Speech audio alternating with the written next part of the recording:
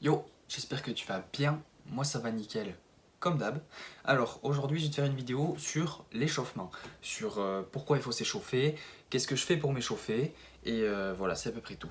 Alors déjà, pourquoi il faut que tu t'échauffes, et quel est le but de l'échauffement? Le but de l'échauffement, c'est d'augmenter ta température corporelle et ton rythme cardiaque. Donc tu peux faire n'importe quoi pour augmenter ta température corporelle. Genre tu peux faire du vélo d'appartement à la salle, enfin quand tu es à la salle du coup, parce que là c'est peut-être un peu compliqué. Euh, Tu peux marcher, faire de la marche rapide, je veux dire. Tu peux, je sais pas moi, danser, faire des jumping jacks, faire ce que tu veux pour augmenter ta température corporelle. Et s'échauffer les articulations et tout le corps en fait, ça prévient les blessures. Donc ça fait que tu seras moins sujet aux blessures, tu auras tendance à être en meilleure santé sur le long terme quoi, si tu continues de t'échauffer et si tu t'échauffes à chaque séance.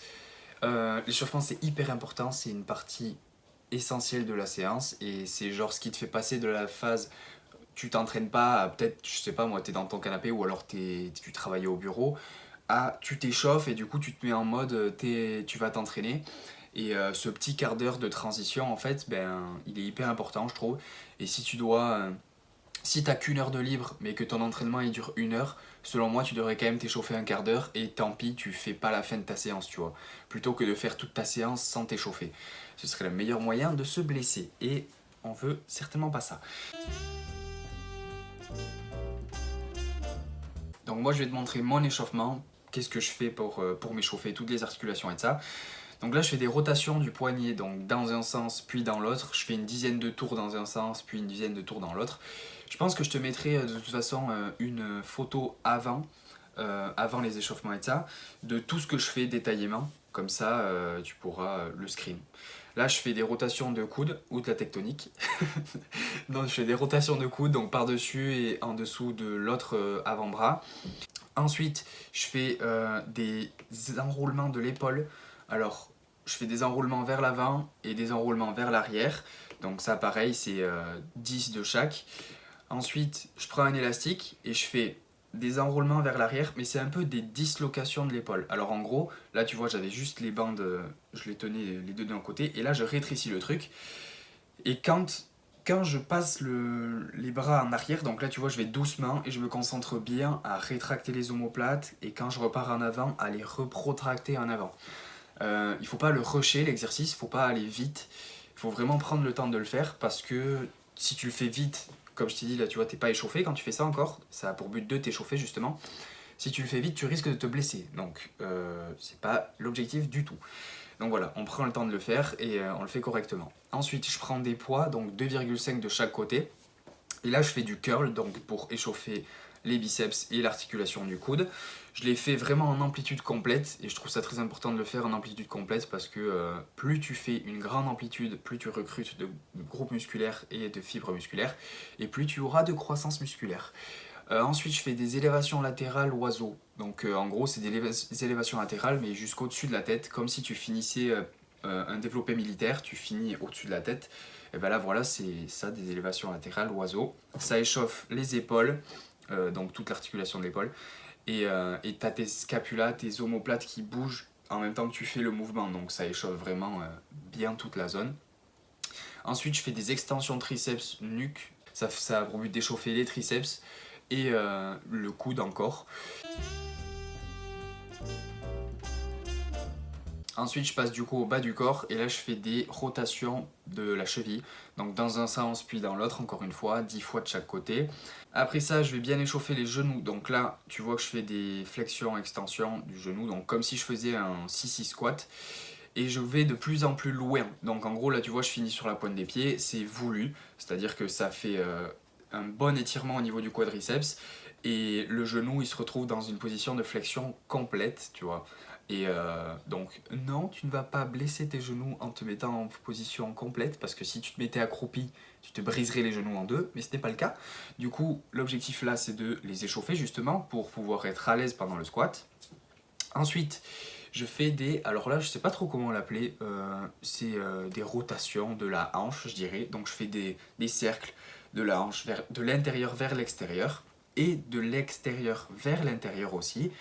10 fois de chaque côté. Donc là c'est intéressant comme exo parce qu'il faut vraiment être concentré pour le faire. Et parce que ta jambe d'appui, du coup tu es un peu en équilibre, tu vois. Et ta jambe d'appui elle travaille aussi pendant que tu fais cet exercice là. Donc je trouve qu'il est intéressant pour ces 2 points.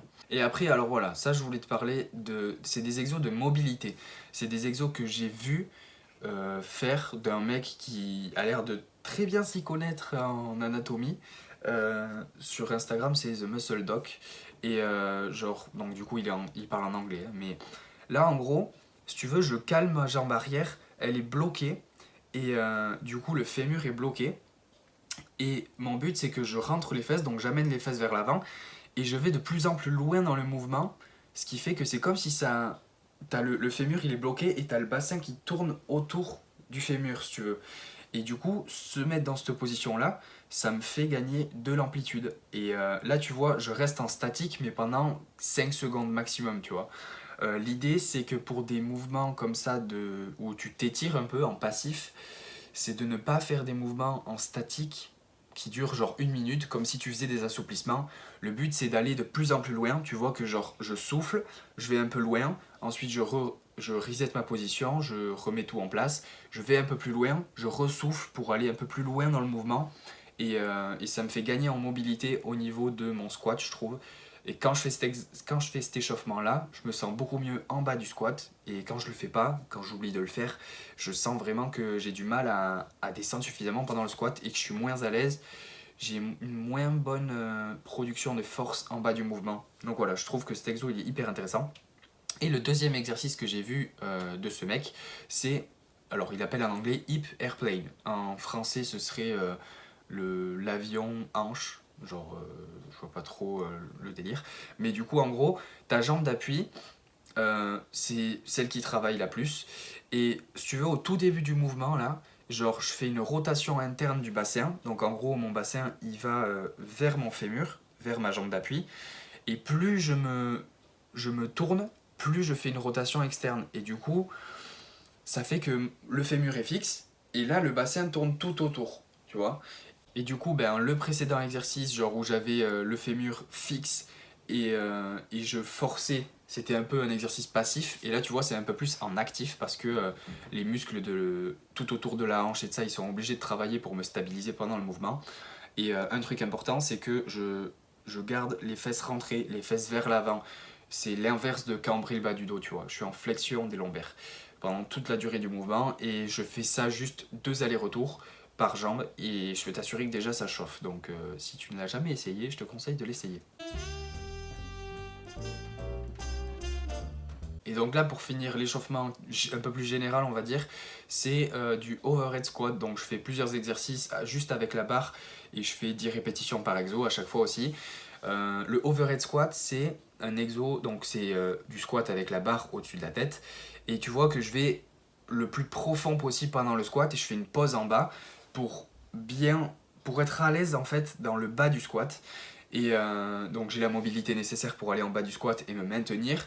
Au niveau des épaules, si tu veux, tu les as un peu vers l'arrière, donc il faut être concentré pendant que tu fais le mouvement pour pas que la barre elle tombe en arrière et que tes épaules se déboîtent, tu vois, ce serait pas l'idéal.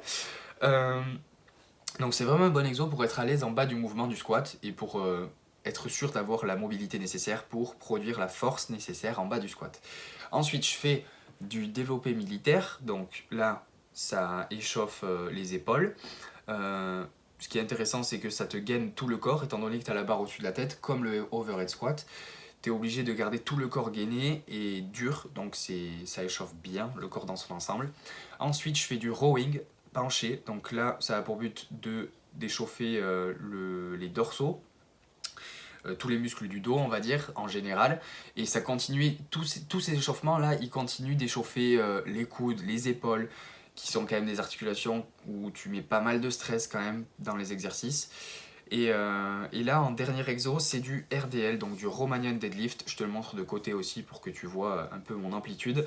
L'idée, c'est d'avoir le bas du dos neutre, le cul qui part vers l'arrière pendant le mouvement pour que la barre reste la plus droite possible, tu vois, qu'elle bouge de façon la plus linéaire possible, et d'étirer les ischios, parce que c'est un exo qui travaille ischio-fessier. Donc voilà, et ça c'était pour l'échauffement général, donc ça me prend un bon quart d'heure pour faire tout ça. Et ensuite, tout dépend de l'exercice que j'ai à faire, mais aujourd'hui, hier du coup, le premier exercice que j'avais à faire après tout cet échauffement, c'était du soulevé de terre. Donc je fais plusieurs séries avant d'arriver à ma série de travail. Donc là, tu vois que j'ai fait une série à 60 kg, je fais une série à 100 kg, une autre série à 120 kg, et ensuite j'arrive à ma charge de travail qui, ce jour-là, était 135 kg. Donc, tu vois, c'est clairement pas j'arrive à la salle, au garage, et je me mets direct ma charge de travail et je commence à m'entraîner. Non, absolument pas. Genre, je fais un quart d'heure d'échauffement pour être sûr d'avoir le corps qui est alerte et qui est capable de recevoir les charges que je vais lui mettre. Et ensuite, je commence à m'échauffer sur l'exercice en particulier pour avoir une bonne proprioception, donc une bonne notion de mon corps dans l'espace, pour bien ressentir le mouvement. Donc là, c'est-à-dire qu'au fur et à mesure des séries d'échauffement, je sentais de mieux en mieux ma position pendant le soulevé de terre. Pareil, quand je dois faire du squat, je fais une série à vide, une série à 60, à 80, à 100. Et ensuite, selon ma charge de travail, si c'est 110 ou 120, je fais une série intermédiaire entre pour continuer de m'échauffer. Et donc ça, c'est pour le premier exercice. Après ça, j'avais du développé couché, j'ai fait un peu pareil. Je faisais 20, 40, 60, 70, puis ma charge de travail qui était 75. Mais pour les exercices qui sont d'isolation, donc par exemple, j'avais du curl aussi dans ma séance, et là, j'avais 10 kg par main. Je fais juste une série avec 5 kg, tu vois, pour que mes biceps commencent à être chauds, tu vois, par rapport à l'exercice que je vais faire, sans me cramer pour les séries de travail, justement. Mais parce que si je passe de rien à 10 kg d'un coup par biceps, par bras pour les biceps, ça va être un peu trop, tu vois, et genre, je trouvais intéressant de faire au moins une série pour t'échauffer sur le mouvement, parce que du coup, comme je t'ai dit, t'es à l'aise avec le mouvement, parce que ton corps, il sait quel muscle il faut contracter pour faire ce mouvement en question, et tu auras plus de chances de rester en bonne santé, moins de chances de te blesser, et c'est ce qu'on veut. Voilà, on veut progresser le plus longtemps possible, s'entraîner le plus longtemps possible, et rester en bonne santé. Bref, ça fait beaucoup de blabla, j'ai la bouche sèche, je vais devoir aller boire de suite.